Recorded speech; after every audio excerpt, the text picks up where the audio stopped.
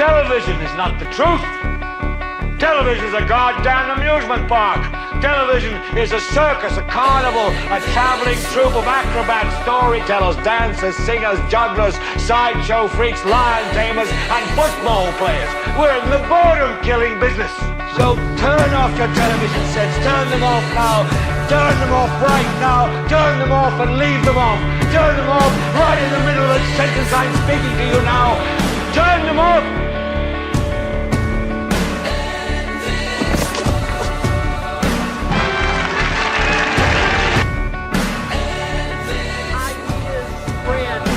Stop them. An idea whose time has come cannot be stopped by any army.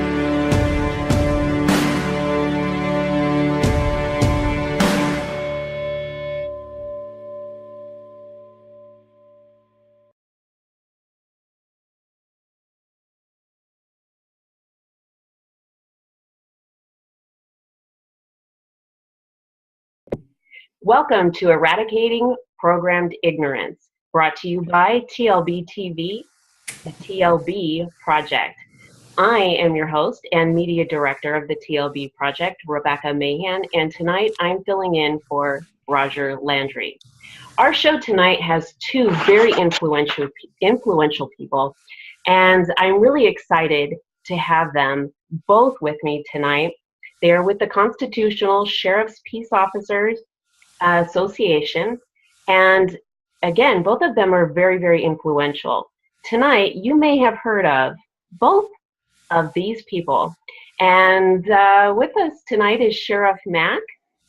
He is, if you haven't heard of him already, founder of CSPOA. He has also ran for Congress twice, and he's the former sheriff of Graham County, Arizona. Also with us is Kevin Blake. He is the Florida State Director of CSPOA. He is also a U.S. Air Force veteran with 2 tours overseas, and he's been a wildland firefighter. Welcome, both of you, to the show. Thanks. Good to be with you, Rebecca, and thanks for having me. Well, I'm really glad that both of you are with me tonight, because I think that you have a very, very special message that you want to share with those of our viewers tonight. And so let's start with you, Sheriff Mack. Okay. Tell us a little bit about CSPOA, how you got started, and where it's moving to. Well, boy, that's a loaded question. First of all, when I was sheriff, I actually did something really crazy. And this is my calling card, Rebecca, as you're fully aware, but maybe some of your viewers are not.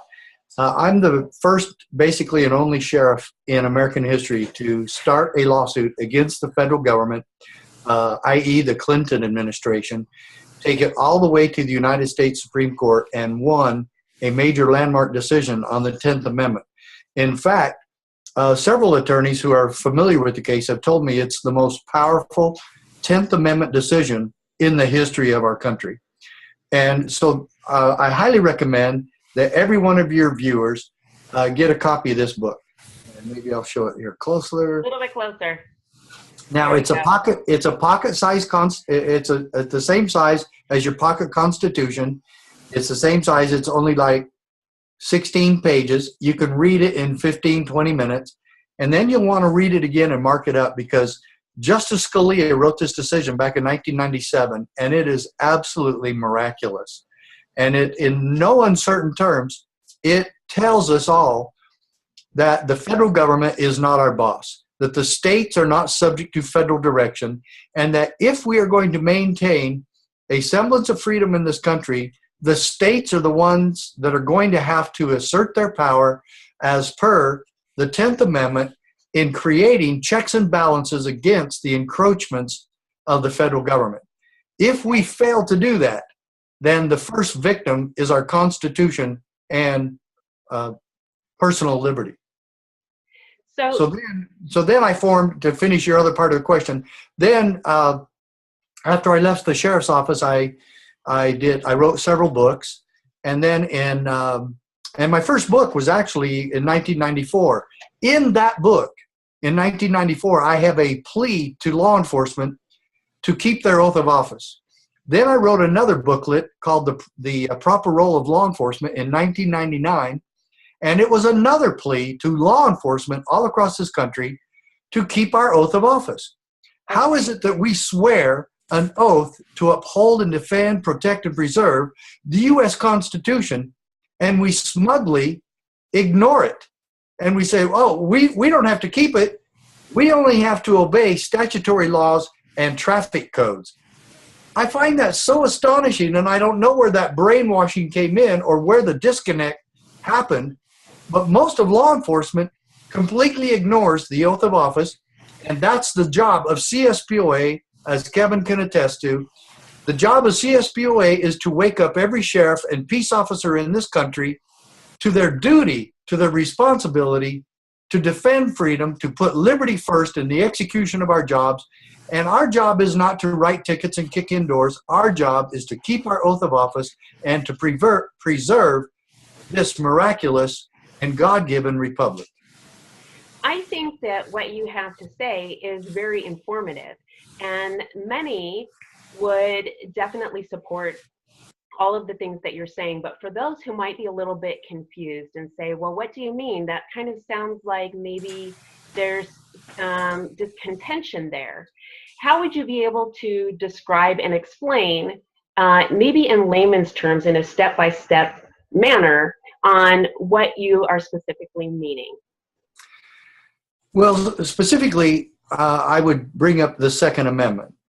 And for instance, if I'm a true guard of the Constitution, and if I have sworn a solemn oath to protect and preserve the Constitution, when a well-meaning legislative body enacts gun control laws that put me in a position as a cop to arrest somebody who has a gun in their pocket, or to arrest somebody for merely possessing a certain type of gun that Hillary Clinton or Barack Obama or Bill Clinton or somebody else in Washington, D.C. decides the people can't have this gun anymore, or we have too much ammunition, or we didn't go through the background check, or we don't have a permit. The Second Amendment is not subject to permits or to the capricious whims of politicians. It means what it says. So my question to every peace officer and sheriff in this country: do you enforce the stupid law passed by our vapid politicians, or do you uphold and defend the Constitution? And we have proof that this is working. We have many sheriffs, and Kevin can tell you this, out in Florida, because he has several there. We have sheriffs all across this country that have told the federal government, we're not going to enforce any more of your gun control laws here, and I'm going to tell you to tell them, don't have your federal agents come in here and try to confiscate guns in my county, because I'll stop it. And so this is really what we're talking about. We're talking about peace officers in this country who put liberty first in the execution of their jobs. Mm-hmm. And it's not just guns, but it's how about the farmers and ranchers who want to do their business, but the federal government, i.e. the BLM and Forest Service, keeps shutting them down. And the sheriffs should stop that and stand with these people and protect liberty and protect land rights, which is a very basic, fundamental tenet of our Constitution and Declaration of Independence. What I'm hearing you say with that statement is that by having the erosion of one of those amendments brings down the erosion of others. Would that be a correct statement? Well, yeah, and they're all in jeopardy. I mean, look at freedom of speech. Right now we have a government and a president that supports arresting people if they don't do freedom of speech where the government tells them.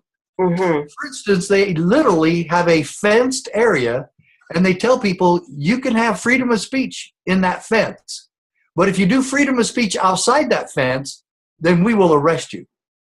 So I have two very important things that are very, very specific. And the first is for those law enforcement officers and sheriffs and deputy sheriffs all across the nation, fear is huge.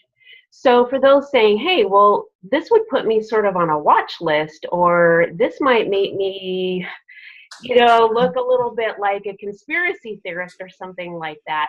Yeah. How can you share your message with letting them know what their constitutional duty is without creating any other issues for them? Well, if we make this vogue, if we make it more legion that officers are doing this, that stigma will go away. And Okay. that's what we're really hoping to create. And right now, there's a lot of peace officers and sheriffs afraid of this. Yeah, you're right. Absolutely. I thought that's a very astute observation. But the thing of it is, the more sheriffs are doing this, the more it's going to catch on. And like one sheriff by himself, I mean, when I sued the federal government by myself, I was all alone until Sheriff Prince joined about 4 or 5 weeks after that. Okay. I thought I was going to be the Lone Ranger. I was scared to death, because I thought, well, they're just going to squash me like a pumpkin seed, and they'll, one sheriff doing it. And it's still very few. I mean, only 6 other sheriffs joined me in the lawsuit, so 7 out of 3,100. But we have to be brave and bold in standing for liberty in this country, and being afraid of being on somebody's watch list, or that, you get labeled as a radical because you stand for our Constitution and liberty. Right. Go ahead, give me that. I don't care. The founding fathers were so labeled, but they still risked their lives, their fortunes, and their sacred honor for the holy cause of liberty. We must do so today, and we must be courageous in defending liberty. How is it that we could compromise defending the rights of our citizens? Do you know what that means? That we would be willing to compromise liberty so we could fit in, or we keep our jobs, or we keep our retirements? Oh, I absolutely. Yeah, we can't do that. I absolutely do, and you can see that specifically with the results of the last election on certain issues that, depending on what side you're on, you may have been pleased by it, and depending on what side you may have not. But even just like the issue of what is considered a legal drug and what is not. And, and let me give you an example real quickly. Sheriff David A. Clark Jr. from Milwaukee. Okay, he was the CSPOA Sheriff of the Year in 2013. I know him very well. He's a friend of mine. And he's been very supportive of the CSPOA. Do you know what he did to get our attention and to get the attention of the NRA? Do tell. He actually, back in 2012 and 2013, he actually did public service announcements via television and radio to his citizens to all be armed, to be well trained, and to be ready to help him in the execution of the law and keeping the peace and making sure that they were able to defend themselves and their families should an intruder break into their home. He said, don't count on 911. Count on yourself and be ready to defend yourself and your family. I mean, that's exactly what we're talking about. So, we also have a deputy sheriff in Albany Airport that defended the rights of people to pass out flyers. And he said, this is your constitutional right. Well, people, some people complain, who are you to say what's constitutional? When you swear an oath to defend the Constitution, that presupposes that you're going to know what the Constitution means. And right. We as peace officers can say what's constitutional. And all done legally. So like in Sheriff Clark's announcements, that would have been going through the legalization of deputizing someone and giving them the proper training. He didn't have to deputize me. He was just telling common ordinary people, be ready, be armed. He's telling. Okay, I see what you're saying. He can, but this was not part of the deputy process or the posse process. Okay. This was just telling people to be ready, to be armed. Be ready. And okay, I understand. Yeah. The other question that I had for you, which I think is really important case that has had some concerns lately. It is posted on the TLB website. Roger Landry did write an article, or at least posted the letter. There was a veteran in Kansas. I'm not sure if you're familiar with this. He was arrested recently for violating a federal statute. Have you heard of this case? For yes. the viewers that have not, my understanding is that he had purchased something for his weapon to accommodate a disability. He went through the proper firearms purchase. It had been a new law in Kansas that had been enacted, and the gun dealer that he purchased the product from was raided, and at a later time they ended up arresting him. And now he has tried to indicate what the new law in Kansas was, and the judicial system has struck that down, and he is now fighting to regain and maintain his innocence on this. And so maybe you could share a little bit about this. Well, my whole point with something like that is that is a typical example of government creating criminals out of law-abiding citizens. That's not our job. And That's he's not a our veteran, job. so Yes, he's a good man. He served his country well and with honor. And now he tries to buy an apparatus for a gun. I can't remember what it is either. However, it doesn't matter. He has hurt no one. He has created no victim. He intends to create no victims. And they know this. And see, that's the problem I have with Washington, D.C. bureaucracies, that they put regulations like this above common sense. So someone would go on to say, well, then there's the whole state law versus federal law thing, and federal law supersedes state law. So it doesn't. That's not true. Okay, maybe you can elaborate a little bit for those who are viewing that don't have an understanding. Okay, where jurisdiction for the federal government is there, in Article 1, Section 8, you might have some supremacy by the federal government. However, my case even says it in here. Okay. The federal government only has discrete enumerated powers. That's a quote from this. They only have discrete enumerated powers. If we look at history, who formed the federal government? Well, you can get three answers on that. One is the founding fathers. Right. The other is we the people. And the other is the 13 original states. And I actually like the 13 original states. They got together and formed the new central government. They did not give that central government authority over the original formers. Okay? They didn't say, well, good, we just fought the Revolutionary War to stop this kind of abuse, but we want to have a new, bigger, and better central and federal government to completely control every facet of state authority and every facet of our citizens' lives.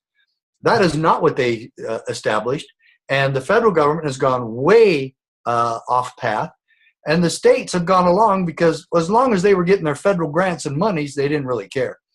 And so that is exactly what the solution is in my decision, is that we must maintain a healthy balance of power between the states and the federal government if we're going to maintain freedom and keep tyranny in check. And so this case is vital. Every citizen should be reading this book, and it costs like $2 or $3 on our website. So go to CSPOA.org and get you 10 of these so you can pass them around to everybody, because this is the most ignored and forgotten landmark decision in the history of America. And this was a very important and crucial turning point in the direction of which you were going. Is that correct? Oh, yeah, absolutely. And Scalia, I actually met him about 4 years ago. Okay. And he told me it was one of the most important, if not the most important decision that he ever endorsed and wrote. I think, yeah, it's very interesting. And in addition to that book, you have written 6 others. Yeah. And not in succession, right? Just tell us some of the others that you have authored.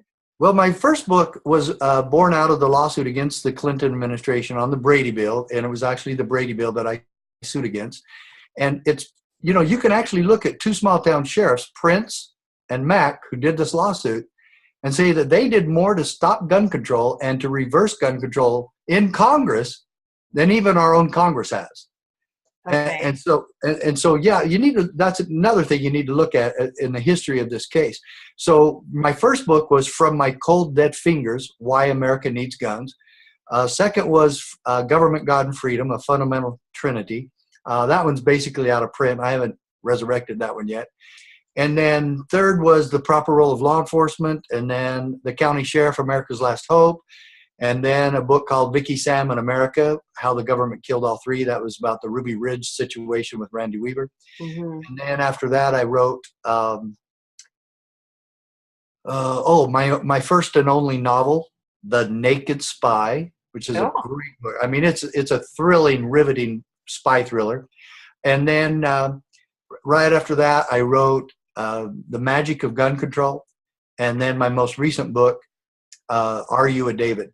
And then, of course, I consider this one of the books, even though it's a highlighted version of the Supreme Court case, I put together the highlights of the case and put it in this little book. And then the book has all the flags of the 50 states on it to reinforce state sovereignty. I understand, and thank you so much. I know that you're short on time, and I do want to thank you so much. Go ahead and let the viewers again know where they can either reach you to get more information or get a copy of some of your books. And well, they're all available. You can become a member. Everybody can join CSPOA, and as a matter of fact, I absolutely ask all of you to become a member. Join the CSPOA. Do not expect Kevin and me and a few others to do all of this. It is a huge undertaking what we have to create a natural and constitutional defense against tyranny and in defense of the Constitution. And that's what we're doing. It's a peaceful, effective process. We do not advocate any violence of any kind. And so go to CSPOA, I'll say that slower, CSPOA.org, and you can get all our tools for liberty. That's the books, and become a member, get a shirt, get what Kevin has on, shirt, hat, all of it. And I'm leaving you in very capable hands of Kevin Blake. He really is one of the best parts of our leadership team and our committee, and he is the state director of Florida. And folks, we can do this, and we're going to need to do it regardless of who's going to be president in January, because we have a bureaucratic mess in Washington. And I'll let all of you know too, I am campaigning and trying to get a hold of Trump or his people right next to him so that he'll pick me to be the director of the BLM or some other bureaucracy. What I would like the most is the director of the IRS. Director of the IRS. So we can really make a difference in the lives of people and reestablish freedom and common sense in this country. And I'm ready to go to work to defend liberty and to defend the honest American citizen in this country. Thank you so much for being with us, Sheriff Mack. See you later. Thanks for having me. And bye, with Richie. us is Kevin Blake, the Florida State Director of CSPOA. And you've been awfully quiet over there, but I know that you've had some audio difficulties, and I think we're good to go now. I think, are we good to go? You sound great. I come in. Oh, you're fading a little bit now. We're getting a little bit of reverberation on your side. Oh, my microphone. Is that better? Yeah. Okay. I can just simply do this. All right. How's that? Very good. Well, welcome to the show, and I think you at least had an opportunity to hear what your colleague has been discussing. Have you not? No, I did. I got everything loud and clear. I'm now. I've stepped away from the computer, and now I'm on my mobile phone. Okay. So this is great. If you can get the mobile a little bit closer to you, it might be a little louder for those of us who are watching. Perfect. Is that better? We got a better. Yes, we also got a better view of you as well. All right, that's good. I do have a face for radio, by the way. Yes, I see that very well. Very well. Kevin, you have a background yourself. You are a veteran, and I want to thank you for your service. You were with the Air Force, and then also you were a wildland firefighter. And I'd like you to talk a little bit about both of those. I don't expect for you to talk about your combat on this show, but I may catch you on that for another show, as on my shows I do talk about things that are pertinent specifically to helping those those who are victims and veterans as well. So do tell. Oh, now we even have a much clearer picture of you. Yeah, that hat was just looking funny on the screen. So. You know, yes. Main reason is, you know, coming out of, even when I was 18 years old, when I was with the BLM, it was the first job I actually got out of high school with the Bureau of Land Management out of Elko, Nevada, which is northeastern Nevada. It was a different time back then compared to what we're seeing now. I'm not saying that the oppression of the Bundys wasn't occurring back then. You know, they have all of us knew that field office down in the Bunkerville area was, I think that was out of the Pahrump field office or something like that. They were pretty corrupt down there. That was well known. We were most of the people that were in our district there were good ranchers. They ranched in the local community, and they did what they did as a public service thing. I enjoyed doing fire, but I moved out of it, finally went into the military. And I was in the Air Force for about 7 years. Got to see quite a few interesting things, nothing really too combative, but some other interesting things that maybe we can get into on another broadcast. And upon getting out of the military, I found it that I never renounced my oath. And for years while I was living in Colorado, I was trying to figure out what that meant. A little bit of delay on your side there, Kevin. We'll give it just a minute as we've got Kevin Blake with us, who is the Florida State Director with CSPOA. Are we back now, Kevin? I think we are. There we go. Okay. So as I was saying, while I was living in Colorado, I found a need to continue my service, not renouncing my oath coming out of the military. And I stumbled into activism, mainly pertaining to the Second Amendment. And I'd done a lot of good things out there. I authored a local code ordinance that we managed to get passed in Weld County, Colorado. And once we moved down here to the South, I kind of ran out of things to do. I started getting bored, and that's when I hooked up with Richard Mack and got involved with the CSPOA. I've been here for about a year now, and it's great. But kind of talking about some of the things that Sheriff Mack mentioned, when we talk about reaching our peace officers, it's one of the most critical things that we have. And obviously, I don't know about you, you're a retired police officer, but I think right now in the country, there is a big mentality of it's kind of us against them and them against us and vice versa.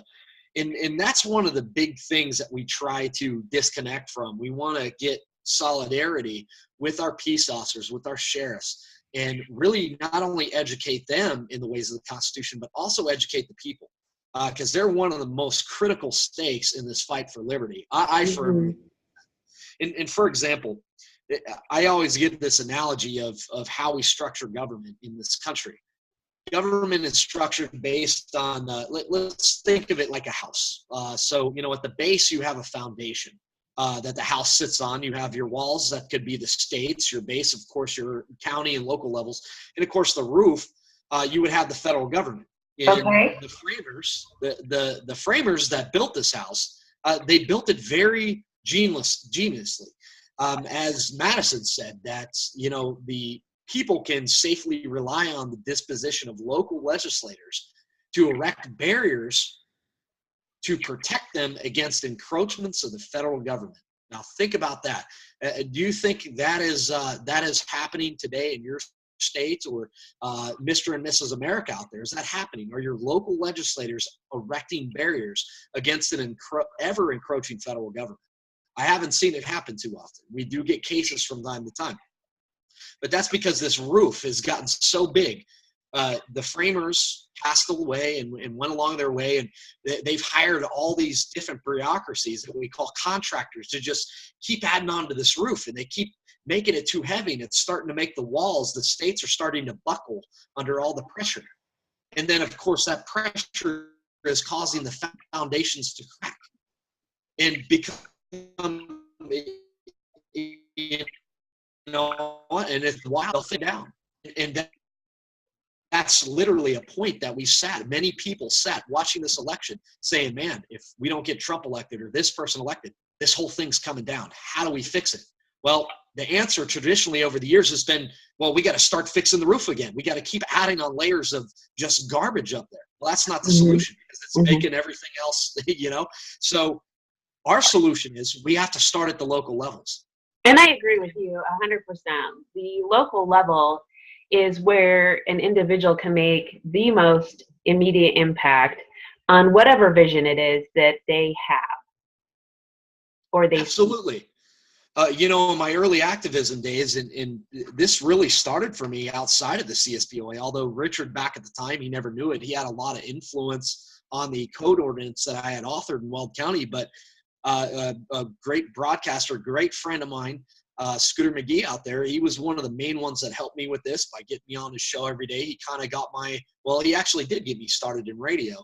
And, one of the things I kept telling people is, look, all these local officials that sit up there on their high chairs and talk down to you in their meetings, they live in this community.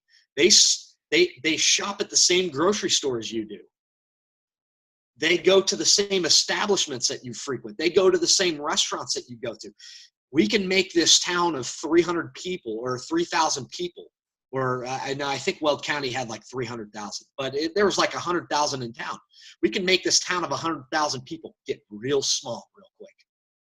If only the people would realize the power that they have at the local level to nullify and get their local officials to interpose for them and stop. At the time, we were facing gun control from the state of Colorado. And it works somewhat, but we didn't have enough people get involved physically to get exactly what we wanted, but we got something passed. And so I take that model and I say, wow, well, if that worked with 50 people and about 3,000 people that would make phone calls and send emails every day, man, can we imagine what we could do with 10% of our town? Like right here, I'm in Brevard County, Florida, and we have, I think, about 100,000 people in this county. You take 10% of that, I believe that would be 10,000 people in this area that could make a massive difference. And I would say this, what would you, if you were a commissioner, Rebecca, what would you think if you had a room packed so full of constituents that you exceeded the building's capacity and then there was a line going out the road? You would probably be freaking out. These people are here for something, and oh boy, I don't know what to think right now. And that is literally the thing that we can do to affect constitutional changes. And are you still with us there? Right, like, okay. Sure. Yes, I A am. little bit of. Yeah, I must be cutting there in we and out. go. You can still hear me. Yeah, Okay. we got you I back. probably got to sit a little closer. I got to have like my portrait on here. That's right. But technically, if we talk about packing a meeting room, what I'm specifically referring to is a part, of course, in this lawsuit in a case, New York versus United States, and of course, Justice Scalia recited this in the Mack Prince versus United States case. We have held, however, that state legislators are not subject to federal direction, and on top of that, the federal government, we have held, may not compel the states to enact or administer a federal regulatory program. Now think about that. What federal regulatory programs affect you in your local area? Well, there can be a number of them. Yeah, there is. EPA programs, OSHA. And I'm not saying for the folks out there, oh gosh, this guy's he wants people to get hurt on the job. No, I don't.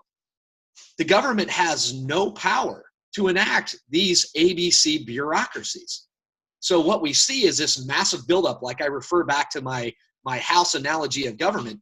These new framers, all these subcontractors they bring in to tack on more shingles on the roof that they can't seem to fix, keep bearing down the walls. And so what I'm talking about is the EPA, OSHA, all these little bureaucracies, they had no authority to enact because the Constitution specifically gives 37 enumerated powers to the federal government divided between 3 branches. I think your executive has about 6, the judicial has 11, and the legislative has 20. So there's 37 powers in all. They don't have the power to regulate education. Well, gosh, what are our kids going to do, Kevin? Well, they have held that, the state legislators are not subject to federal direction, so the states could easily stop this mess. But there's too much federal money coming in. So we have a lot of problems. Where are the solutions? And this is where the CSPOA comes in. And mainly we deal with... And that's what I was just getting ready to ask you. So what type of initiatives are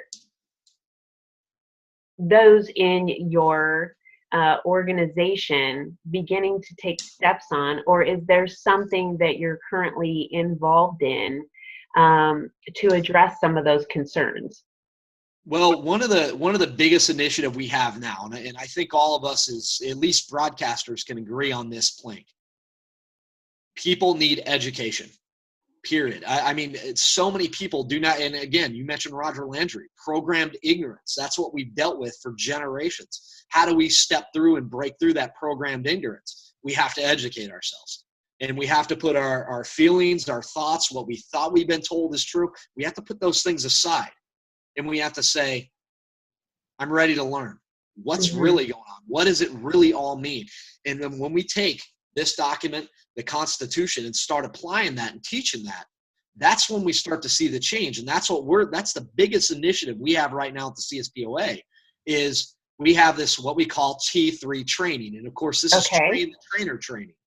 And we had a conference in August, and this is certifying people like myself and others that are involved in the organization, or if you're not involved with the organization and you're just a life member, you can come to one of our trainings and you get trained to teach our curriculum on the Constitution.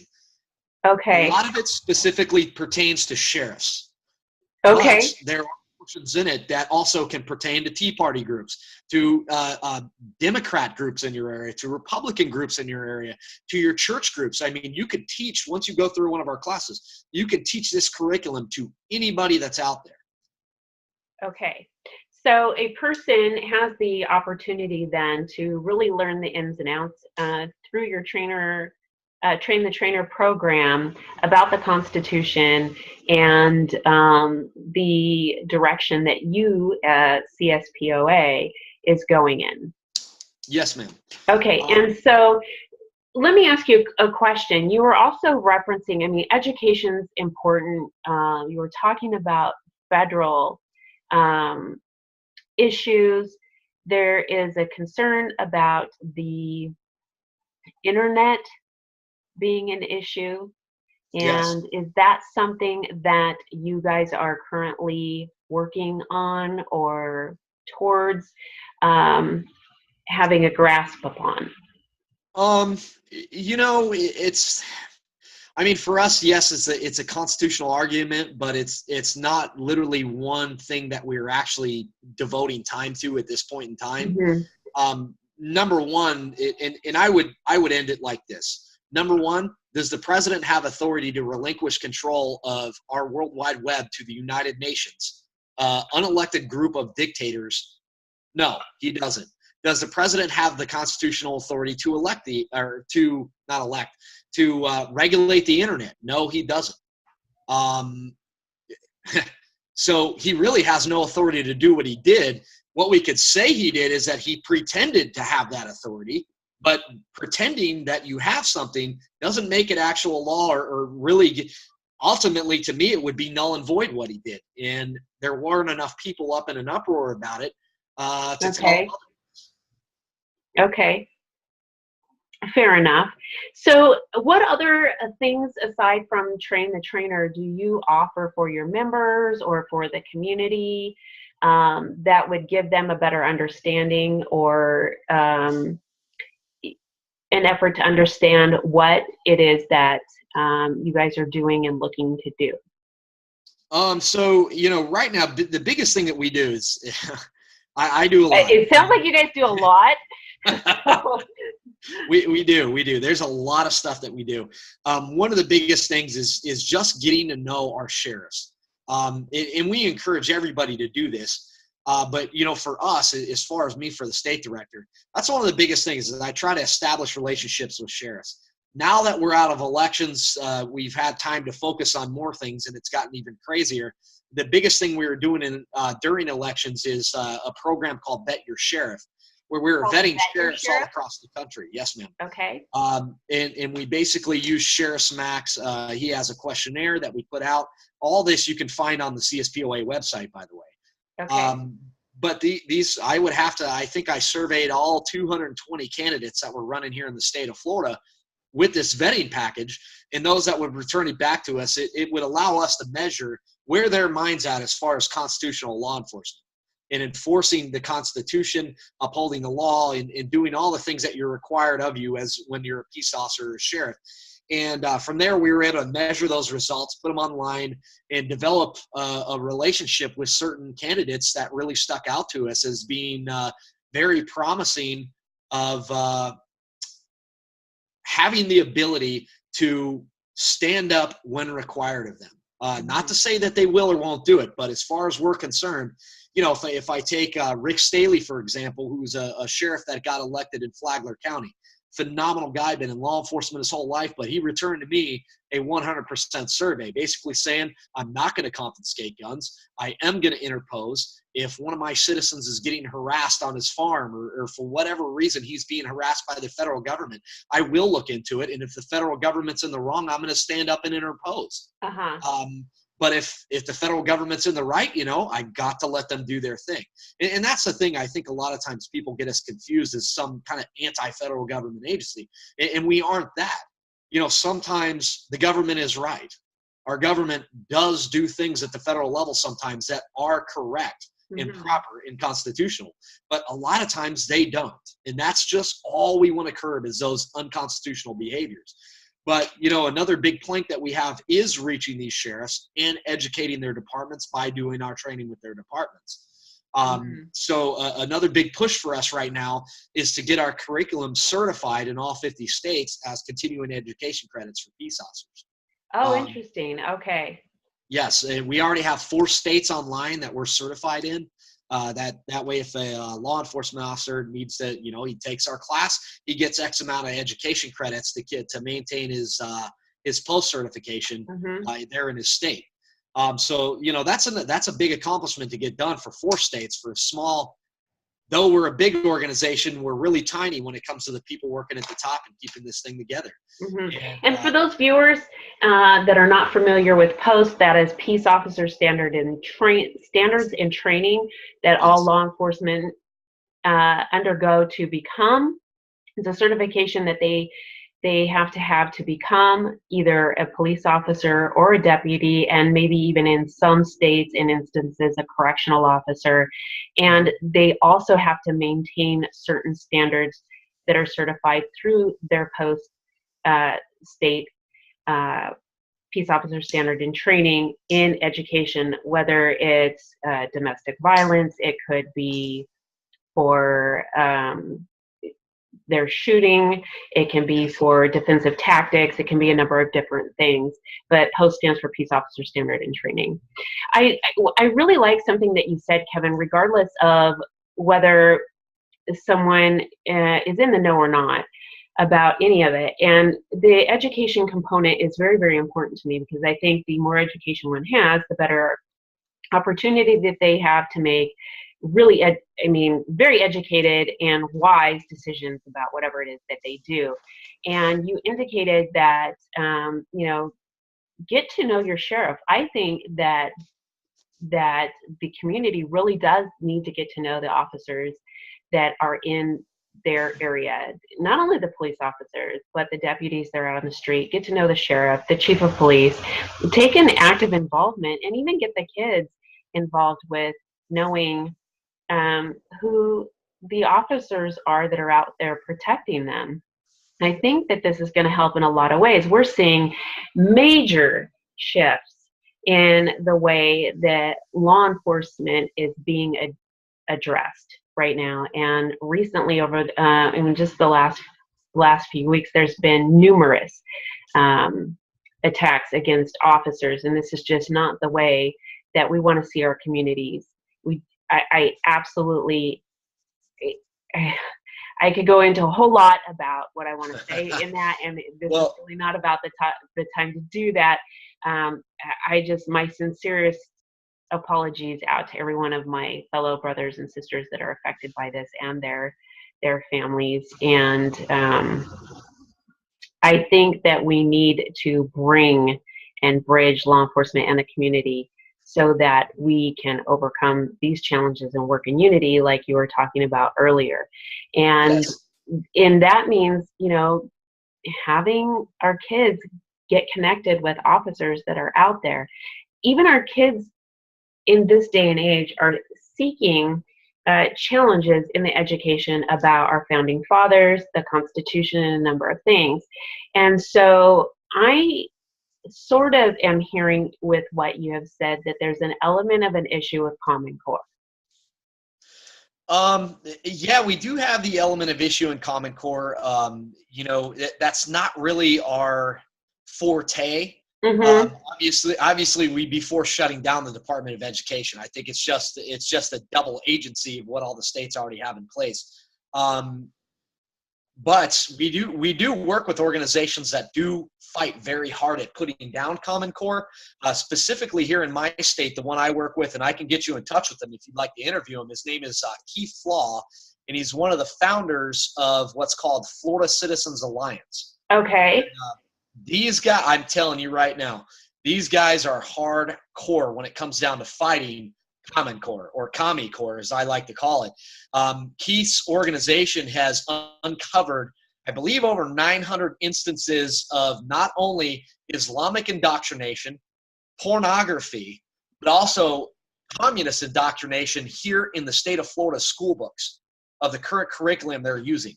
Oh, I hadn't heard it. I hadn't heard that was an issue. And that's very interesting. But I think all the way around that knowing our Constitution is very important, because freedom is at risk in a number of different ways. And so Absolutely. What I'm hearing you also indicate is that you guys are connected to a number of organizations that share a common goal here. Yeah, we do. We work with various organizations. I'm not sure where we're at with the 10th Amendment Center, but Gun Owners of America is one of them. Okay. There's a few others that I would have to actually look up in our database before. I don't want to give you names. But yeah, we do have a very strong relationship with Larry Pratt and also Chris Ann Hall. She's another phenomenal person that we like to work with a lot. Okay, and for those who are not familiar with Chris Ann Hall, could you share a little bit about her, maybe? She was a Florida prosecutor, and the state of Florida came down and told her that she was teaching the Constitution to various citizen groups in the state of Florida off the clock, not at her job, teaching her. And they came in and they said, "Look, Chris Ann, if you don't stop, we're going to fire you." And she says, "Well, good. I leave. I'm quitting." And she says, "I refuse to sacrifice my freedom for a paycheck." And she has been traveling across the country teaching the Constitution. She has Sheriff's Constitutional Training certified in the state of Texas, accredited there. I mean, she's a phenomenal woman, but she's very busy. She does a lot of good teaching, classes, speeches, all sorts of stuff. She's also a radio show host on Liberty News Radio, nationally syndicated radio network. She's getting into Christian networks, and I believe she just got a show on GCN too. But she does phenomenal work. I think it's chrisannhall.com. If you guys want to check her out, that's KRISANNE Hall, HALL.com. You can find out more about her as well. Earlier you did mention something. I'm looking at the clock here. It looks like we're getting the hour. We're getting close. You did mention something earlier. That's one thing that's real close to me is getting to know our peace officers. And I could try to sum this up in about a minute if I will. Sure. There's something out there, and I'm sure you're familiar with it. It's called community-oriented policing. They're called COPS Project. Exactly. And that's why they call the cops, because they're community-oriented peace officers that go out there not to sit in their car and pull people over. They got to be out there getting in the street, getting around the people, getting out of that car, getting on the feet, talking to folks. But there's a lot, and what I have noticed with this kind of some of the flack that has come on the nation's police, especially with the media dragging them through the mud like they have, I have noticed that there's a lot of departments here in the state of Florida and elsewhere that are starting to go back to this community-oriented police model, which this was the day when the cops were your friends. And the more we can get back to that, the better, but it can't just be them that do it. It has to be us as well. We have to make that initiative. I Get agree the cops on your beat. I mean, this would be the question. How many cops do you know that patrol your streets at night? And most people would say, oh, I don't know the police. Oh, some people are going to say, I don't even know my neighbor. I haven't even met my neighbor yet. And you wave hi, and nobody says hi anymore. You know, we have this globalist system that's designed to keep us in our little boxes, and it's doing a real good job when we don't reach out and communicate to the people that are so close to us. Not only that have the tools of this restoration that we can bring forth, I think, over the next 4 years. Well, I think that you have a great goal with your organization, and I look forward to talking with both you and Sheriff Mack again in the future. I know that Roger Landry wishes that he could have been here to speak with both of you tonight, because he really values both of you very, very much. And for those of you who have just started watching, you've been here watching with us currently Kevin Blake, the Florida State Director of CSPOA, and right before him we had Sheriff Richard Mack, who is the founder of the CSPOA, and I am Rebecca Mahan, who is filling in for Roger Landry. This show has been brought to you by TLBTV. We hope that you'll tune in again next week.